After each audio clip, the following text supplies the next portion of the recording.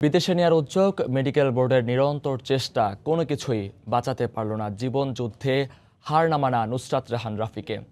ফেনীতে আগুন হামলার শিকার মাদ্রাসা ছাত্রী নুসরাত গতরাতে ঢাকা মেডিকেলের বার্ন ইউনিটে চিকিৎসাধীন অবস্থায় মারা গেছেন। এর আগে 3 দিন লাইফ সাপোর্টে ছিলেন তিনি।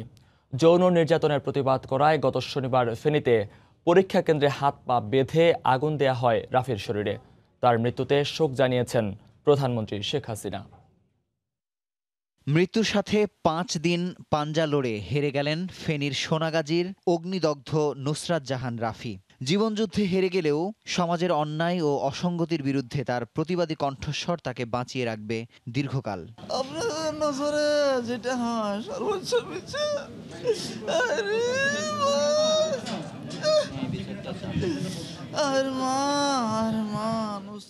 সোনাগাজী সিনিয়র ফাজিল মাদ্রাসার অধ্যক্ষের কুপ্রস্তাবে রাজি না হওয়ায় মামলা ও এ ঘটনায় শিক্ষক সিরাজউদ্দৌলার গ্রেফতারের জেরের প্রতিহিংসার বলি হয় নুসরাত। পরিবারের অভিযোগ, শনিবার আলিম পরীক্ষা দেওয়ার সময় কেন্দ্রের ভেতরেই নুসরাতের হাত পা বেঁধে আগুন ধরিয়ে দেয় তার অনুসারীরা।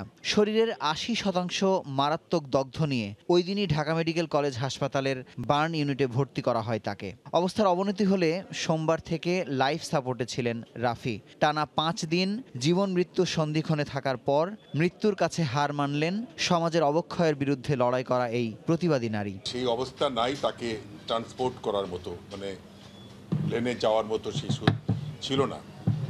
তো যাই হোক, এটা কিছুই বলার নাই। এখন আমরাও খুব দুঃখিত।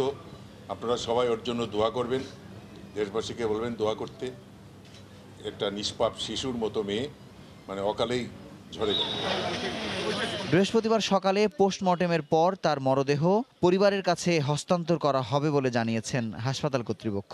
এ ঘটনায় হত্যা চেষ্টার মামলা করে নুসরাতের ভাই। মুজাহিদ শুভ, সময় সংবাদ, ঢাকা। বিচারের মাধ্যমে নুসরাত হত্যাকারীদের দৃষ্টান্তমূলক শাস্তি দাবি করেছেন মানবাধিকার কমিশনের চেয়ারম্যান কাজী রিয়াজুল হক।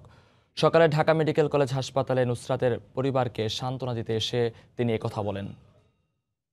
অপরাধীদের মনের ভিতরে আমরা এখন পর্যন্ত দাগ কাটাতে পারিনি, এটাই আমাদের খুব দুঃখজনক ঘটনা।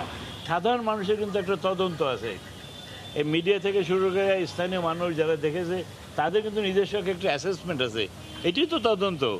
সেই তদন্তের সাথে আমি মনে করি যে রাষ্ট্রীয় পর্যায়ে যে তদন্ত হবে সেই তদন্তে একটা মিল থাকা উচিত। এই মুহূর্তে ঢাকা মেডিকেল কলেজ হাসপাতালে আছেন রিপোর্টার খান মোহাম্মদ রুমেল। সরাসরি চলে যাচ্ছি তার কাছে। রুমেল। মধু, নুসরাত রাফি আপনি জানেন যে নৃশংসতার আগুনে, প্রতিহিংসার আগুনে জ্বলে দীর্ঘদিন ঢাকা মেডিকেল কলেজের বার্ন ইউনিটে মৃত্যুর সঙ্গে লড়ছিলেন। সবশেষ গতকাল রাত 9:30টার দিকে মুছে যায় জীবন মৃত্যুর ভেদরেখা, চলে যান নুসরাত। এই মুহূর্তে নুসরাতের ময়নাতদন্তের জন্য আমরা মর্গের সামনে অপেক্ষা করছি। এখানে ময়নাতদন্তকারী চিকিৎসক যারা আছেন তারা যেটি বলেছেন যে সকাল 10টার কিছু পরে ময়নাতদন্তের কাজ শুরু হবে, তারপরে নুসরাতের মরদেহ তার স্বজনদের কাছে হস্তান্তর করা হবে। সকালবেলাতে কিছুক্ষণ আগে এখানে নুসরাতের পরিবারের সঙ্গে দেখা করতে এবং এই মর্গে এসেছিলেন মানবাধিকার কমিশনের চেয়ারম্যান ডক্টর কাজী রিয়াজুল হক। গণমাধ্যমের সঙ্গে তিনি কথা বলেছেন। তিনি বলেছেন যে এই যে নুসরাতের ঘটনা, সেই ঘটনায় কিন্তু এরই মধ্যে বিচার শুরু হয়েছে, মামলা হয়েছে, বিচার শুরু হয়নি এখনও, মামলা হয়েছে, আসামিরা গ্রেফতার হয়েছে, আসামিরা রিমান্ডে রয়েছে।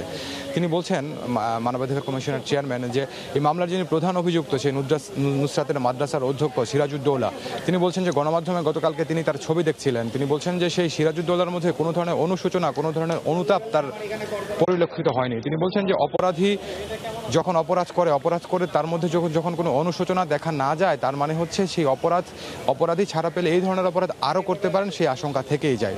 সে কারণে তিনি বলছেন যে এই ঘটনা যেন সুষ্ঠু বিচার হয়। তিনি বলেছেন যে এরকম নুসরাত সহ আরও অনেক মেয়ে বা এরকম ঘটনা বাংলাদেশে আরও ঘটেছে। অনেক ক্ষেত্রেই দেখা গেছে যে বিচার দীর্ঘায়িত হয়েছে কিংবা বিচার হয়নি শেষ পর্যন্ত, বছরের পর বছর ধরে মামলা ঝুলে আছে। নুসরাতের ক্ষেত্রে যেন এমনটা না হয় সেই প্রত্যাশার কথা তিনি জানিয়েছেন। তিনি বলছেন যে মানবাধিকার কমিশনের চেয়ারম্যান হিসেবে তিনি সেটি প্রত্যাশা করেন। আরেকটি বিষয় আমরা গণমাধ্যম কর্মীরা তার কাছে প্রশ্ন করেছিলাম, সেটি হচ্ছে আপনি হয়তো দেখে থাকবেন মধু, যে গণমাধ্যমে একটি ছবি এসেছে কিংবা সামাজিক যোগাযোগ মাধ্যমে একটি ভিডিও ক্লিপ এসেছে। সেটি হচ্ছে যে নুসরাত যেই সোনাগাজী থানায় পুলিশের কাছে অভিযোগ জানাতে গিয়েছিলেন, তখন পুলিশ সদস্যরা তার সেই অভিযোগ জানাতে তিনি যখন যান তখন সেটি তারা ভিডিও করেছিলেন। তো সেই ভিডিওতে দেখা গেছে নুসরাত কিন্তু ভিডিও করা হচ্ছে, সে কারণে নুসরাত মুখ ঢেকে রেখেছিলেন হাত দিয়ে। তখন কিন্তু পুলিশ সদস্যরা তাকে বলছিলেন যে মুখ থেকে হাত সরানোর জন্য, কিংবা এক ধরনের কি বলে যে হিউমিলেটিং আচরণ তার সঙ্গে, কিংবা এক ধরনের অবমাননাকর আচরণ তার সঙ্গে করা হচ্ছিল। তো মানবাধিকার কমিশনের চেয়ারম্যান বলছেন যে এটিও ঠিক না। নুসরাত একজন ভুক্তভোগী হিসাবে পুলিশের কাছে তার অভিযোগ জানাতে গিয়েছিলেন, সেখানে সেটিকে ভিডিও করা কিংবা মুখ থেকে হাত সরানোর জন্য বলা, এই বিষয়গুলো মানবাধিকারের লঙ্ঘন বলে মানবাধিকার কমিশনের চেয়ারম্যান মনে করেন। তো তিনি বলছেন যে এরই মধ্যে এই ঘটনায় সোনাগাজীর ওসিকে প্রত্যাহার করা হয়েছে। তিনি বলছেন শুধু প্রত্যাহার নয়, যদি এখানে পুলিশের কোনো গাফিলতি থেকে থাকে তাহলে সেটির জন্য তাদেরকে বিচারের মুখোমুখি করা উচিত। পাশাপাশি নুসরাতকে যারা আগুনে পুড়িয়েছে এবং যে ঘটনার কারণে নুসরাত মৃত্যুবরণ করেছে তাদেরও দৃষ্টান্তমূলক শাস্তি হওয়া উচিত। তো ঢাকা মেডিকেল কলেজ হাসপাতালের মর্গ থেকে আমার কাছে এখন পর্যন্ত এই ছিল সবশেষ খবর। মধু। ঢাকা মেডিকেল কলেজ হাসপাতাল থেকে আমাদের সাথে যুক্ত হয়েছিলেন রিপোর্টার খান মোহাম্মদ রুয়েল। আমরা ছিলাম এতক্ষণ সরাসরি